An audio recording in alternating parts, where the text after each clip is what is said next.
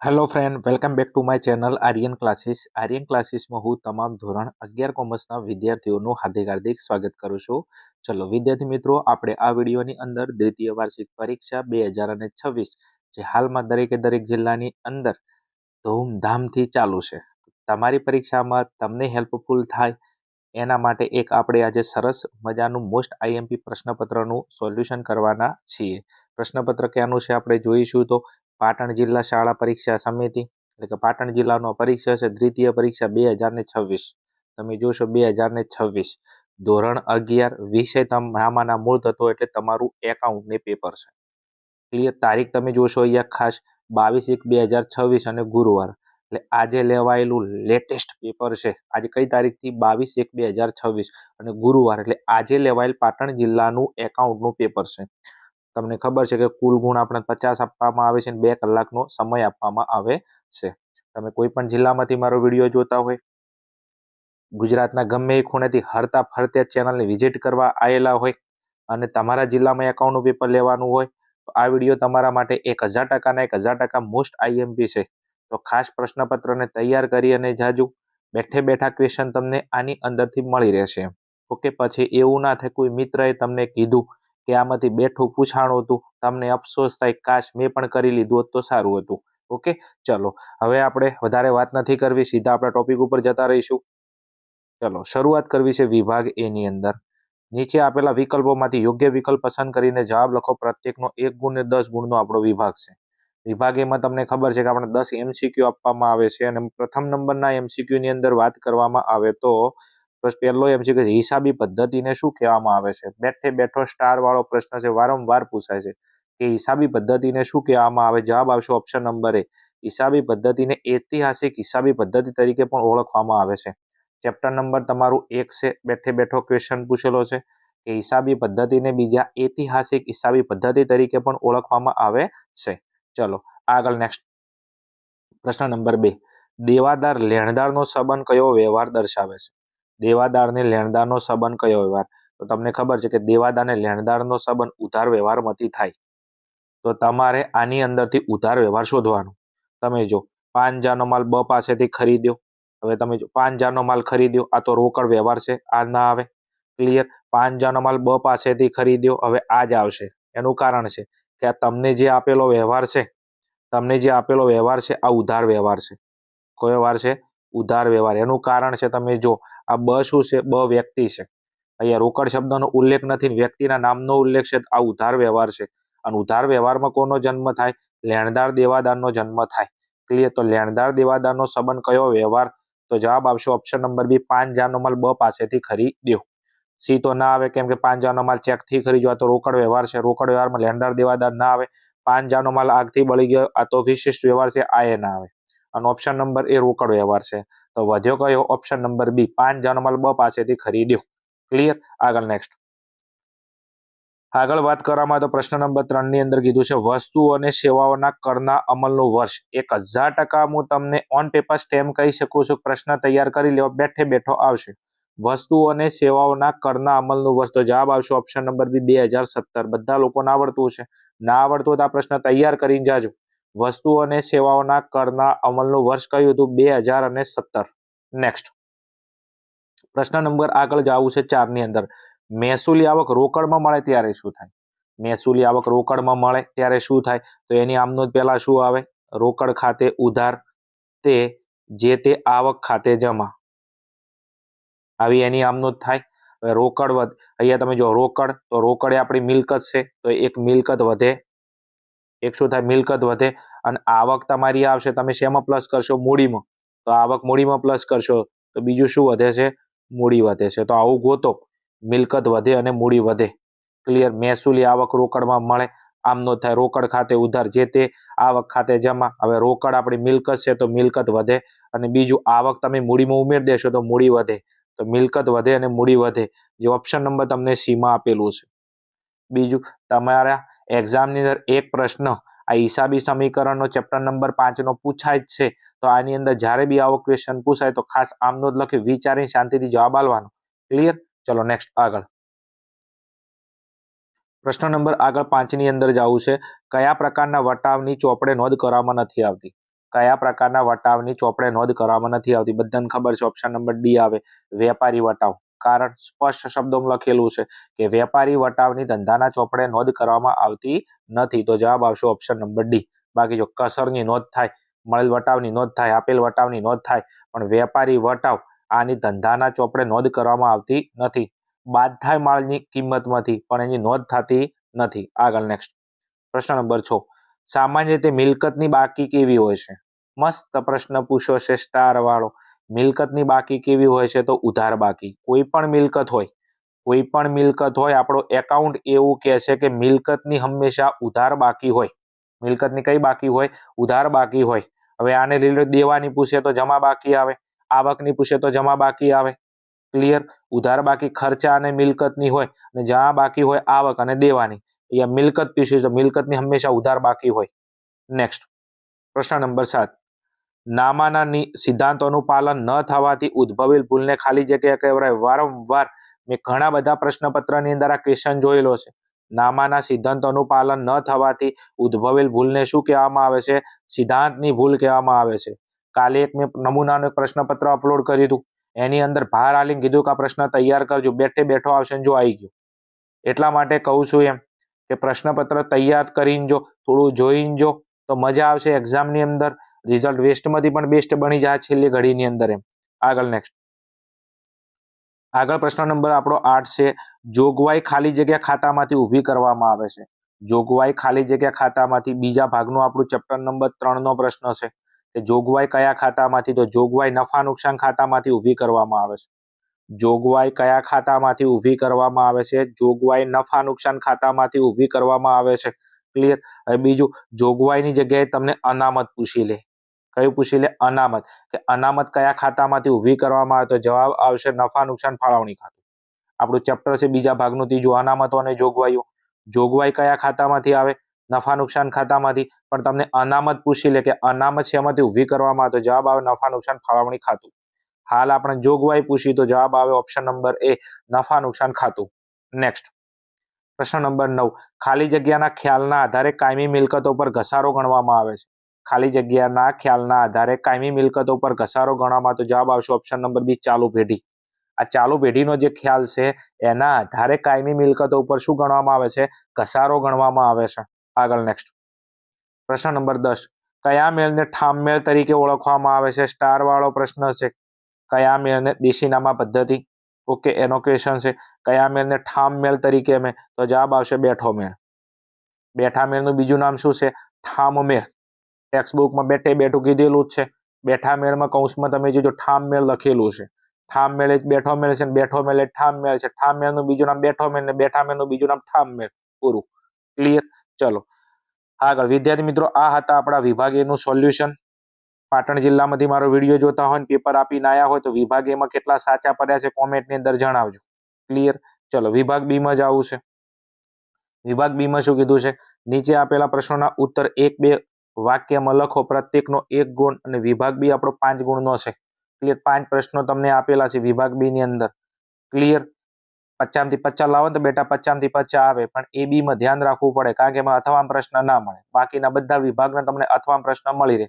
આમાં જે આપેલું છે તમારે બધું જ લખવું પડે, એક પણ ક્વેશ્ચન અથવામાં ના જાય. એટલા માટે A અને B માં તમારે બહુ ચોકસાઈ રાખવી પડે. ચલો આગળ નેક્સ્ટ પ્રશ્ન નંબર 11 છે. વટાવના પ્રકારો જણાવો. ચવાઈ ગયેલો પ્રશ્ન છે. વટાવના કેટલા પ્રકારો છે? તો વટાવના 2 પ્રકારો છે. કયા કયા? એક છે રોકડ વટાવ અને બીજો છે વેપારી વટાવ. વટાવના પ્રકારો કેટલા? 2. કયા કયા? રોકડ વટાવ અને વેપારી વટાવ. નેક્સ્ટ એના પછી તમને વ્યાખ્યા પૂછેલી છે પેટા નોંધ. કોની વ્યાખ્યા પૂછેલી છે? પેટા નોંધ. હવે અહીંયા સ્પેસ નથી, એટલા માટે આનું સોલ્યુશન હું તમને છેલ્લે બતાવું છું. પેટા નોંધની વ્યાખ્યા ચલો અહીંયા લખેલી છે જો. પેટા નોંધ એટલે શું? ધંધામાં વારંવાર થતા વ્યવહારો નોંધવા માટે આમનોંધના ચોપડાની વર્ગીકૃત નોંધોને પેટા નોંધો કહેવામાં આવે છે.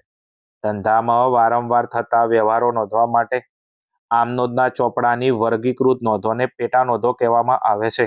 હવે એના પછી 13મા નંબરની અંદર ખાસ આમનોંધની વ્યાખ્યા છે. કોની? ખાસ આમનોંધની વ્યાખ્યા છે. અહીંયા સમજાવી દઉં છું જો. ખાસ આમનોંધ એટલે શું? અન્ય પેટા નોંધમાં ન નોંધાતા વ્યવહારો, અન્ય પેટા નોંધમાં ન નોંધાતા વ્યવહારો જે પેટા નોંધમાં નોંધવામાં આવે છે તેને ખાસ આમ નોંધ કહેવામાં આવે છે. અન્ય પેટા નોંધમાં ન નોંધાતા વ્યવહારો જે પેટા નોંધમાં નોંધવામાં આવે છે તેને ખાસ આમ નોંધ કહેવામાં આવે છે. બંનેની વ્યાખ્યા તૈયાર કરી લેજો, એક પેટા નોંધની અને બીજું ખાસ આમ નોંધની. બંનેની વ્યાખ્યા અહીંયા છે તમારી જોડે સોલ્યુશન 12 અને 13 ના. ચલો આગળ જવું છે નેક્સ્ટ વિભાગ બી ની અંદર. શું કીધું છે અહીંયા? પ્રશ્ન નંબર આગળ 14, અનામતના પ્રકાર જણાવો. બીજા ભાગનું ચેપ્ટર નંબર 3. ક્લિયર. અનામતના બે પ્રકાર છે, આખું ચેપ્ટર આના ઉપર છે. અનામતના કેટલા પ્રકારો? 2. કયા કયા? મહેસૂલી અનામતો અને મૂડી અનામતો. અનામતોના મુખ્ય કેટલા પ્રકારો? 2. કયા કયા? મહેસૂલી અનામત અને મૂડી અનામત. ચલો આગળ જવું છે નેક્સ્ટ.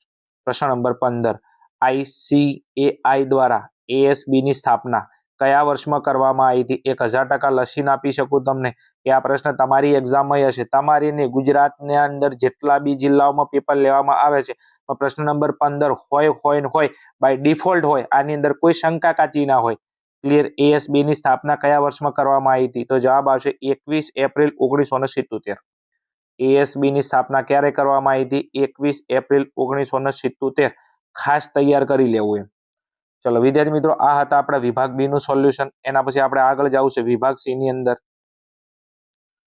વિભાગ સી શું કીધું છે? નીચે આપેલા પ્રશ્નોના ટૂંકમાં જવાબ આપો. કોઈ પણ 2, પ્રત્યેકના 3 ગુણ ને 6 ગુણનો આપણો વિભાગ છે. તમને જે પ્રશ્નો આપેલા છે એમાં કોઈ પણ 2 લખવાના છે. ક્લિયર. પ્રત્યેકના 3 ગુણ છે.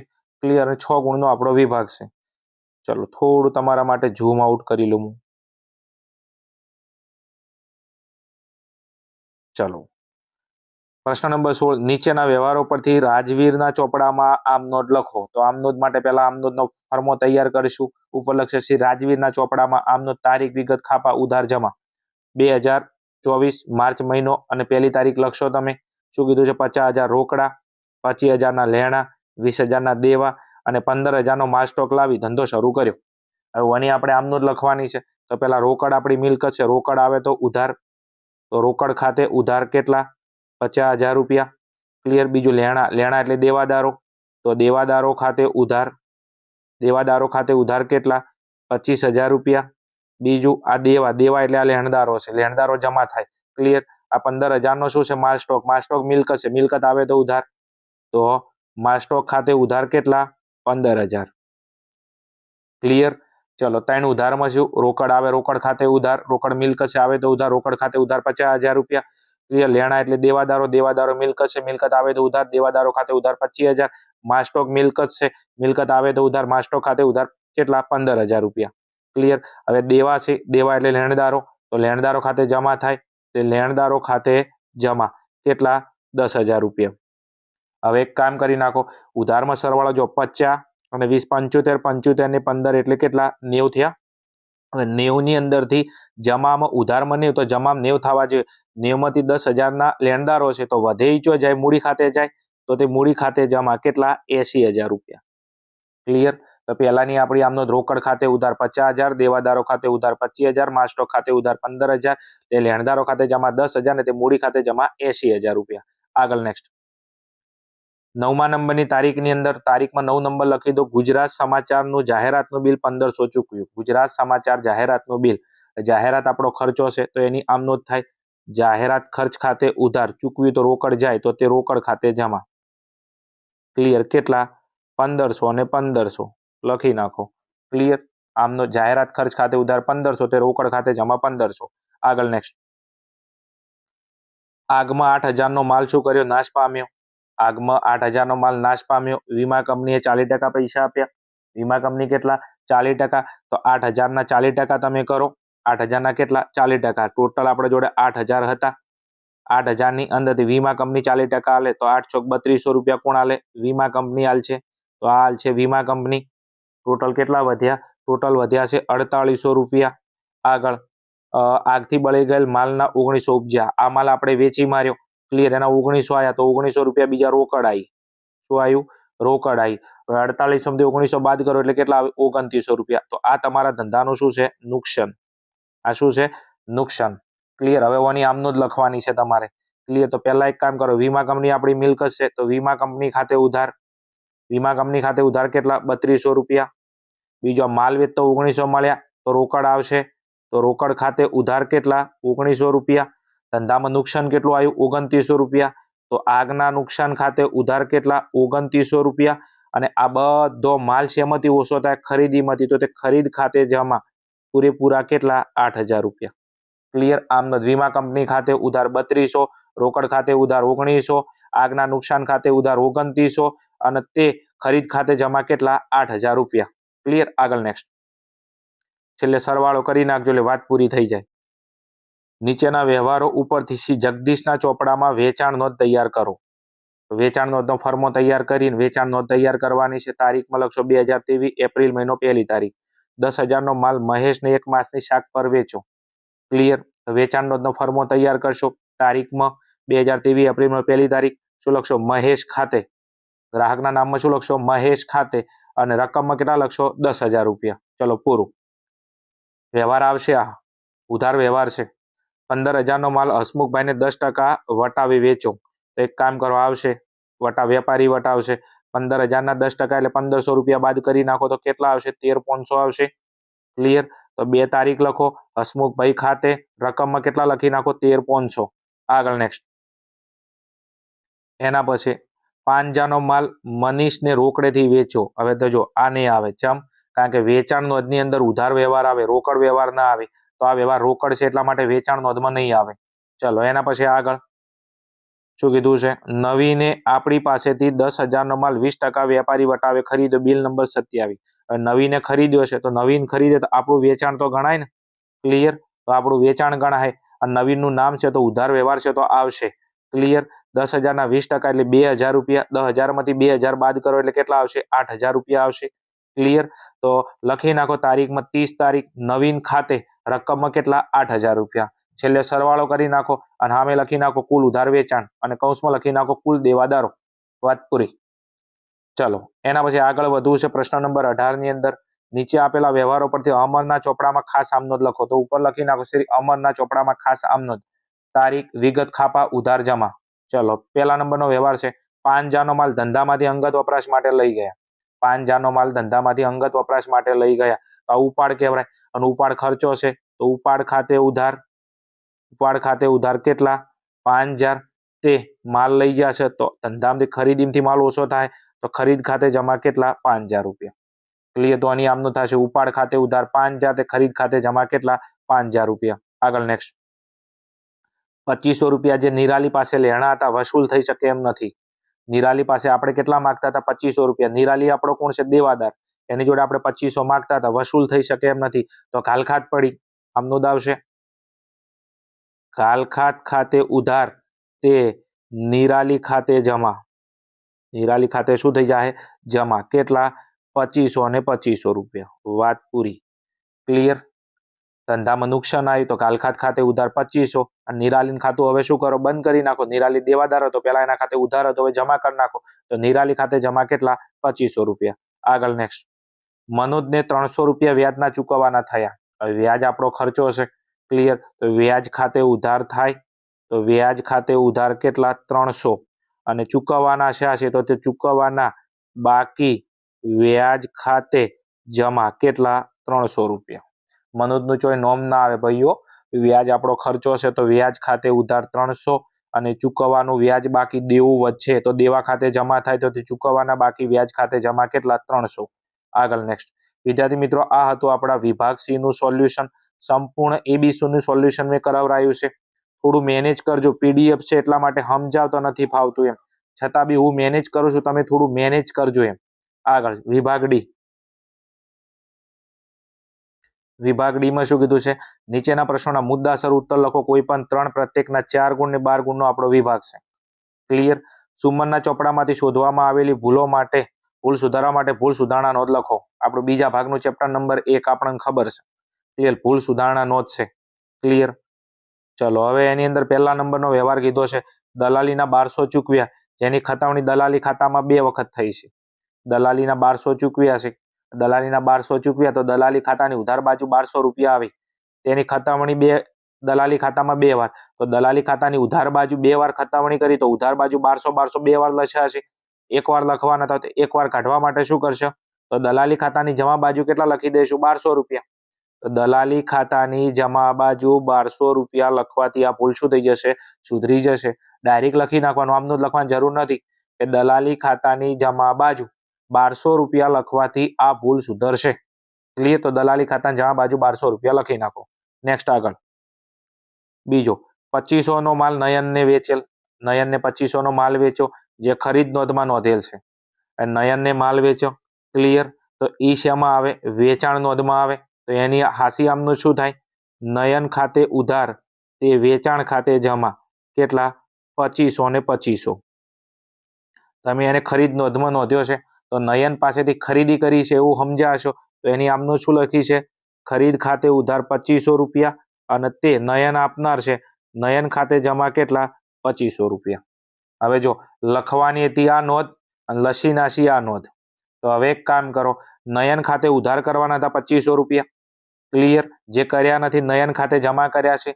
તો નિયમના 2500 રૂપિયા ઉધાર કરો અને 2500 જમા થઈ જાય એને કાઢવા માટે શું કરો? ઉધાર કરો. તો નયન ખાતે ઉધાર કેટલા કરી નાખું? 5000 રૂપિયા.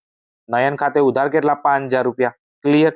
વેચાણ ખાતે જમા કરવાનું હતું, નથી કર્યું તો વેચાણ ખાતે જમા 2500 રૂપિયા અને ખરીદ ખાતે ઉધાર થઈ ગયું છે જે થવું ના જોઈએ તો એના ખાતે શું કરો? જમા કરો એમ. ક્લિયર? તો આની ભૂલ સુધારણા નોંધ આવી થાય. નયન ખાતે ઉધાર 5000 રૂપિયા, તે વેચાણ ખાતે જમા 2500 અને તે ખરીદ ખાતે જમા 2500 રૂપિયા. ક્લિયર? આવી નોંધ થાય. ચલો હળો આગળ નેક્સ્ટ. એના પછી ત્રીજા નંબર, બેંકે વ્યાજના 150 પાસબુકમાં જમા કરેલા જે રોકડ મેળની વ્યય બાજુ નોંધેલ છે. બેંક આપણા વ્યાજ પાસબુકના જમા કરે તો રોકડ મેળમાં આપણી આવક છે તો રોકડ મેળની આય બાજુ આવે, વ્યય બાજુ ના આવે. ક્લિયર? હવે આ ભૂલ થઈ જશે. સુધારવા માટે શું કરશો? તમે વ્યય બાજુ ચારે લખો કે તમે વ્યાજના ચૂકવ્યા હોય ત્યારે. તો આની આમનો જ આપણે એક કામ કરો, બેંક ખાતે ઉધાર થાય. શું થાય? બેંક ખાતે ઉધાર થાય. બેંક આપણે વ્યાજ ના લે, આપણા ખાતામાં શિલક વધે તો બેંક ખાતે ઉધાર તે બેંક વ્યાજ ખાતે જમા. બેંક વ્યાજ ખાતે જમા. આ બેંક ખાતે ઉધાર કરવાના 150 નહીં કર્યા તો ઉધારના 150 રૂપિયા. ક્લિયર? અને જમા બાજુ લસાશે એને કાઢવા માટે શું કરશો? ઉધાર બાજુ લખશો તો 150 ને 150 300 રૂપિયા. તો બેંક ખાતે કેટલા ઉધાર કરી નાખો? 300 રૂપિયા કરી નાખો. અને બેંક વ્યાજ ખાતે કેટલા લખી નાખો? 300 રૂપિયા લખી નાખો. ચમ? કારણ કે વ્યાજ ખાતે જમા કરવાના હતા કેટલા? 150. જે કર્યા નથી, વ્યાજ ખાતે શું કર્યું છે? ઉધાર કર્યું છે. ક્લિયર? તો 300 લખી નાખો એમ. ક્લિયર? આવી રીતના બી તમે લખી શકો છો. અથવા બીજો ઓપ્શન શું છે? તો બેંક ખાતાની ઉધાર બાજુ, રોકડ મેળમાં બેંક ખાતાની ઉધાર બાજુ બરોબર છે, રકમના કોલમમાં કેટલા લખો? 300 રૂપિયા લખી નાખો. કેટલા લખી નાખો? 300 રૂપિયા. અને વિગતમાં શું લખો? ભૂલથી રોકડ મેળની વ્યય બાજુ નોંધેલ છે તેના. આગળ નેક્સ્ટ. અમિતને વેચેલ 1200 ના માલની નોંધ ખરીદ નોંધમાં 200 થી કરવામાં આવી છે. અમિતને વેચેલ 1200 ના માલની નોંધ ખરીદ નોંધમાં કેટલા? 200 થી કરવામાં આવી છે. અમિતને વેચેલ માલ છે. ક્લિયર? કેટલા? 1200 રૂપિયા. એની નોંધ વેચાણ નોંધમાં તો કરી નહીં અને ખરીદ નોંધમાં કરતા હશે કેટલા? 1200 રૂપિયા, 200 રૂપિયા. હવે એક કામ કરો, પહેલા તો આની હાસી આમનો શું આવશે? અમિતને માલ વેચે તો અમિત ખાતે ઉધાર થાય. અમિત ખાતે ઉધાર તે વેચાણ ખાતે જમા. આવા હાસા હોય કેટલા? 1200 અને 1200. આવું થાય. ખરીદ નોંધમાં 200 રૂપિયા તો એની આમનો શું લખી છે? ખરીદ ખાતે ઉધાર તે અમિત ખાતે જમા. કેટલા? 200 અને 200. હવે એક કામ કરી નાખું, આપણે અમિત ખાતે ઉધાર કરવાનું હતું એની જગ્યાએ અમિત ખાતે શું કર્યું છે? જમા કરી નાખ્યું છે. ટોટલ એક કામ કરો, અમિત ખાતે ઉધાર કરી નાખશે આપણે પૂરેપૂરા કેટલા? 1400 રૂપિયા. વેચાણ ખાતે આપણે જમા કરશે નિયમના 1200 અને ખરીદ ખાતે ઉધાર થઈ ગયો એને કાઢવા માટે ખરીદ ખાતે શું કરી નાખશે? જમા. કેટલા? 200 રૂપિયા. તો આવી તમારી ભૂલ સુધારણા નોંધ થશે. ક્લિયર? ચલો આગળ જવું છે. નેક્સ્ટ પ્રશ્ન નંબર આગળના 20ની અંદર શું કીધું છે? અહીંયા પ્રશ્ન નંબર 20ની અંદર અહીંયા પાછી ભૂલો સુધારવામાં આવી તો ભૂલ સુધારણા નોંધનો ક્વેશ્ચન છે. ટાઈમના લીધે સમજાવતો નથી. 1, 2, 3 અને 4 ભૂલ સુધારણા નોંધ તમારે તૈયાર કરવાની છે. આગળ નેક્સ્ટ. આગળ પ્રશ્ન નંબર તમને 21 આપેલો છે. ઓકે, આ તમારું ચેપ્ટર નંબર બીજા ભાગનું 4 છે, એનો ક્વેશ્ચન છે. ક્લિયર? લેણી ઊંડી અને દેવી ઊંડીના હિસાબો. ચલો આગળ નેક્સ્ટ. એના પછી પ્રશ્ન નંબર તમને આપેલો છે 22. ચલો શું કીધું છે કે નીચેના વ્યવહારોની આમનોંધ દિનેશના ચોપડામાં લખો. આમનોંધ લખવાની છે. ચલો લખીએ આપણે. પ્રશ્ન નંબર 1માં આમનોંધ માટે આમનોંધનો ફર્મો તૈયાર કરશે. તારીખ, વિગત, ખાપા, ઉધાર અને જમા. ચલો, કશ્યપ પર 48,000ની ઊંડી લખી હતી, તેણે સ્વીકારીને પરત કરી. ઊંડીની મુદ્દત 1 માર્ક્સની. કશ્યપ ઉપર આપણે ઊંડી લસી હોય. ક્લિયર. કશ્યપ આપણો શું હશે? દેવાદાર હશે. એની જોડે પૈસા માગતા હશે, ઊંડી લખી અને સ્વીકારીને પાછી આલી. ક્લિયર. તો લેણી ઊંડી આવે છે, તો લેણી ઊંડી ખાતે ઉધાર. આપનાર કોણ છે? કશ્યપ. તો તે કશ્યપ ખાતે જમા. કેટલા? 48,000 અને 48,000 રૂપિયા. આમનોંધ થઈ ગઈ. તો પહેલાંની લેણી ઊંડી ખાતે ઉધાર, તે કશ્યપ ખાતે જમા. ચલો આગળ જવું છે. નેક્સ્ટ, આર્યને લખેલી 2 માસની મુદ્દતની 56,000ની ઊંડી સ્વીકારીને પરત કરી. હવે આર્યન ક્યારે લખે? તો આપણે આર્યન પૈસા આપણા જોડે માગતો હોય ને આપણે એની જોડેથી માલ ખરીદ્યો હોય ત્યારે. તો આર્યન આપણો વેપારી છે, એ આપણો લેણદાર હશે, એ આપણા જોડે પૈસા માગે, એની ઊંડી લખેલી છે.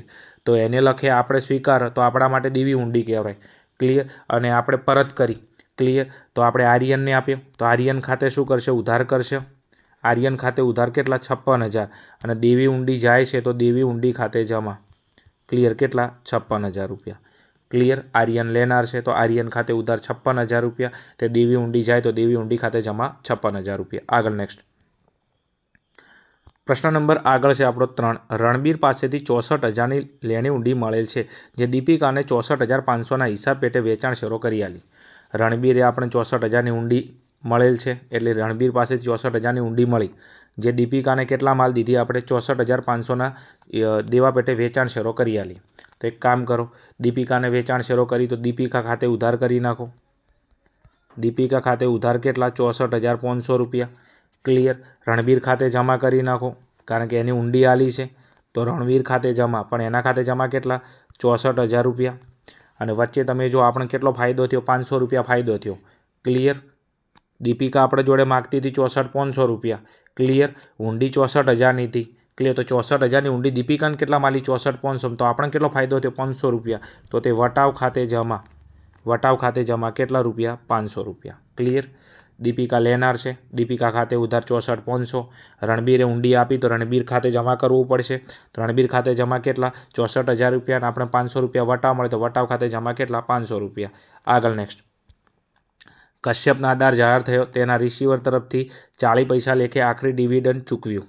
હવે કશ્યપનો વ્યવહાર આગળ આવી ગયો છે. જુઓ તમે, આ રહ્યો જુઓ. કશ્યપ 48,000 હતા. કેટલા હતા? 48,000.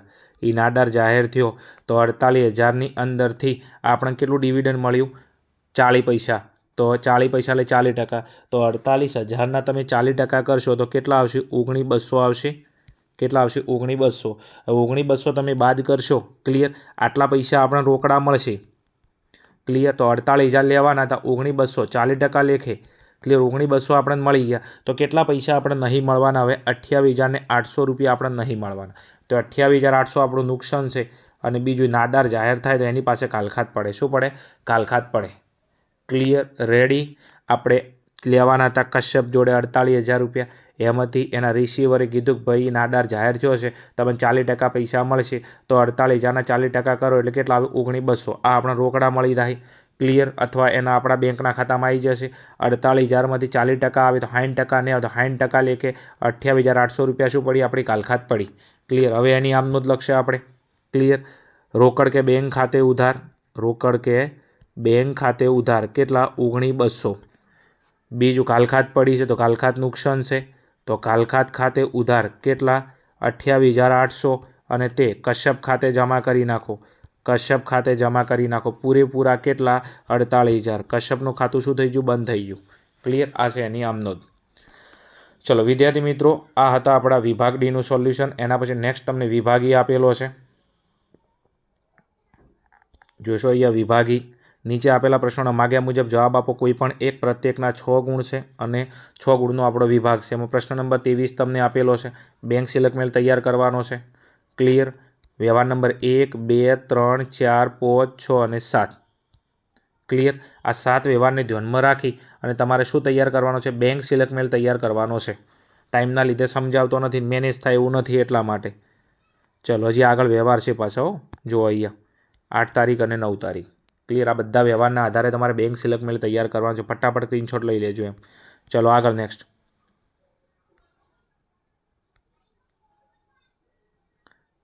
ચલો આગળ થોડું ઝૂમ આઉટ કરી નાખું છું. પ્રશ્ન નંબર 24. હવે આ તમને ખબર છે આપણા ઘસારાના હિસાબો બીજા ભાગનું ચેપ્ટર નંબર 2નો ક્વેશ્ચન છે. ક્લિયર. તમારે યંત્ર ખાતું તૈયાર કરવાનું છે. ફટાફટ સ્ક્રીનશોટ લઈ મોસ્ટ ટાઈમપી દાખલો છે સ્ટારવાળો તૈયાર કરી નાખજો એમ. ચલો આગળ. એના પછી લાસ્ટ એન્ડ ફાઇનલ આપણો વિભાગ એફ. વિભાગ એફની અંદર નીચેના પ્રશ્નોના માગ્યા મુજબ જવાબ આપો. ક્લિયર. અને શું કીધું છે 11 ગુણનો આપણો સમ છે. વાર્ષિક હિસાબનો સમ આલે છે તમને છેલ્લે. વાર્ષિક હિસાબો તૈયાર કરવાના છે. વાર્ષિક હિસાબમાં તમને ખબર કાચા સરવૈયાની બાકીઓ અને હવાલાના આધારે વાર્ષિક હિસાબો તૈયાર થાય. ફટાફટ તમે આ બાકીઓનો સ્ક્રીનશોટ લઈ લેશો. દાખલો આઈએમપી છે. ટેક્સ્ટબુકની અંદરથી થોડું જોઈ લેજો કયો દાખલો છે, ઉદાહરણ છે કે સ્વાધ્યાયનો છે. ચલો એના પછી દેવાદારો પછી. ચલો આ તમારી કાચા સરવૈયાની એન્ટ્રીઓ છે. ચલો અહીંયા જોશો એન્ટ્રીઓ. ફટાફટ સ્ક્રીનશોટ લઈ લેશો. ચલો અને આ તમારા છે હવાલા. હવાલાની અંદર હવાલા નંબર 1, 2, 3, 4 અને 5 હવાલા છે અને કાચા સરવૈયાની એન્ટ્રીઓ છે. આના આધારે વેપાર ખાતું, નફા નુકસાન ખાતું, પાકું સરવૈયું તૈયાર કરી ક્લિયર અને વાર્ષિક હિસાબો તૈયાર કરશો તમને 11માંથી 11 ગુણ મળશે. ચલો વિદ્યાર્થી મિત્રો, આ હતું આપણું આજનું પાટણ જિલ્લાનું આજે લેવાયેલ એકાઉન્ટનું સોલ્યુશન. વિડીયો સારો લાગ્યો હોય તો કોમેન્ટની અંદર જણાવો અને ચેનલ પર હરતા ફરતા ગમે ત્યાંથી આવ્યા તો ચેનલને અચૂકથી સબસ્ક્રાઇબ કરજો. ચલો મળીશું આપણે આવા જ કોઈ પ્રશ્નપત્રના સોલ્યુશન સાથે.